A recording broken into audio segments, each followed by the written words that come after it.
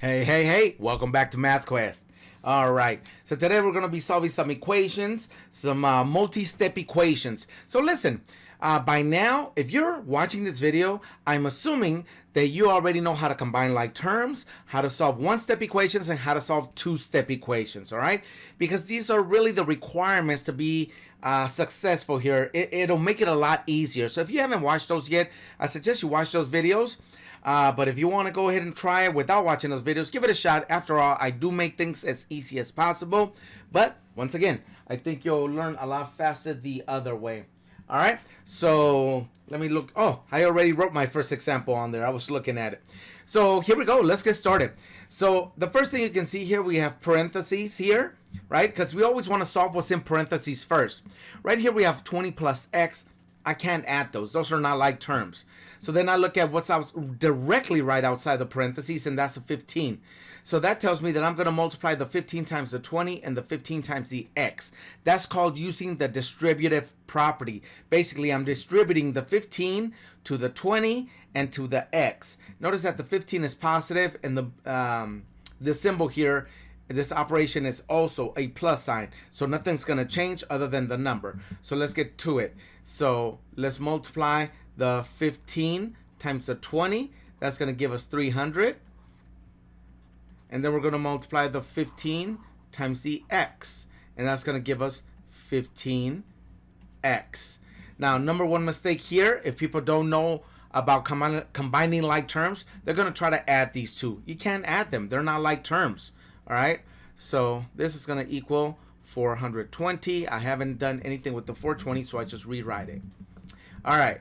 Next, what I'm going to do here is pay attention to my numbers. This, as I mentioned, is my 15x, which is my coefficient, the 15. And then I have a 300. The only two like terms in this entire equation are the 300 and the 420. So I'm going to combine those.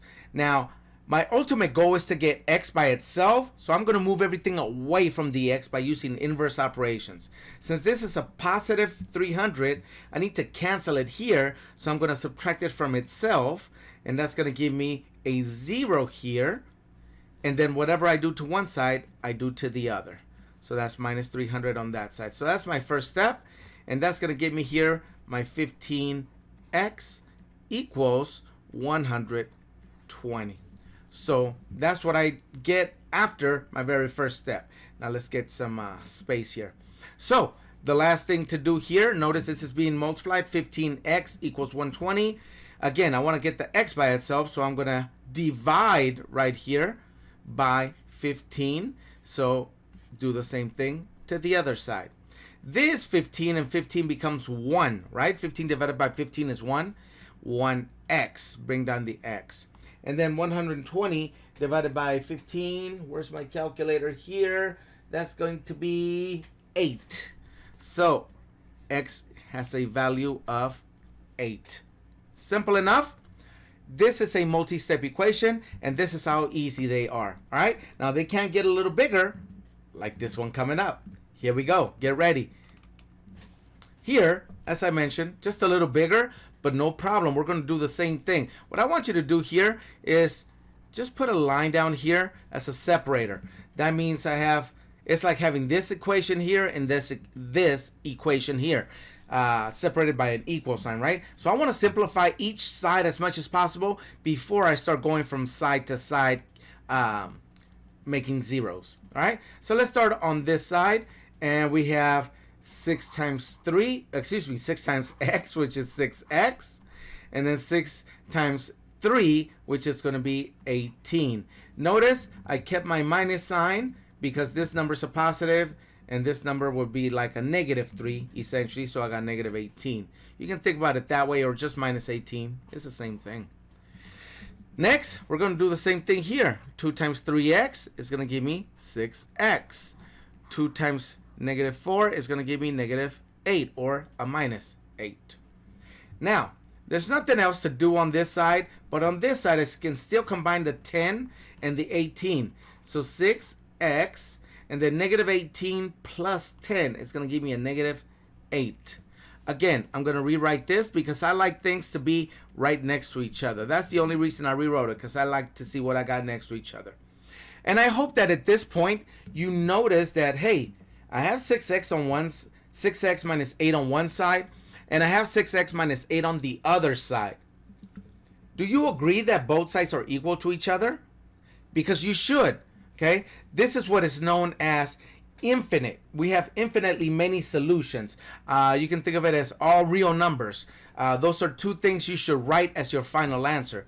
Because if I continued to solve these, well, I would have to add 8 to both sides.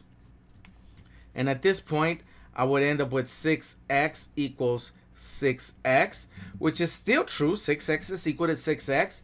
But if I still didn't notice it, I would divide both sides by 6, right? And that would be 1 here, and that's a 1 there. 1x on each side. X equals x. That statement is also true. Because this is true, that means that any number makes this equation true. So the answer is all real numbers, or infinitely many solutions. Depending on what your teacher wants you to write, that's what you should write as your final answer. All right? Okay, hopefully this is working out. Let's go ahead and try another one. Hey, make sure you're writing these down, okay? This is the best way to learn. Always keep these in your notes, because, you know, I give you the best problems you're going to see again on some kind of test or your classwork. So let's get to it. Write them down. All right, so here's our next one right here. So we have 8 times 4 minus 2x equals 4 times 3 minus 5x plus 4x, right? Looks kind of long, but no big deal. Like I told you before, make sure you separate right here and combine each side. Reduce it as much as possible before you start combining. So 8 times 4 is 32 minus, oops, don't do that. Sometimes my pen goes crazy, and it's going crazy right now. Okay, you're going to stop? Stop it, please. It's like it's going crazy. I don't understand it. Relax. That's why I'm showing you. All right. So let's do this again. Please bear with me. Thank you for your patience. And let's continue. 8 times 4. We got the 32 there. Then we got 8 times 2, which is going to give us our 16x. Wonderful. There's nothing else I can do to this side, so I'm going to go to the other side. So here I have 4 times 3, and that gives me 12. 4 times minus 5, and that's going to give me a minus 20x. Then I just simply rewrite the 4x again. Notice on this side, I can't combine that minus 20x and that plus 4x. So right here I have 12 minus 16x. And on the other side, I haven't done anything with it, so I still have the same thing right there, okay? Remember, I just like to rewrite it just so I can have it next to each other. Notice, I have a negative 16x here, a negative 16x here. But here I have a 32 and here I have a 12. So it kind of almost looked like it was equal to each other. But no, this is not going to be an all real numbers problem. So let's proceed. Let's get the 12.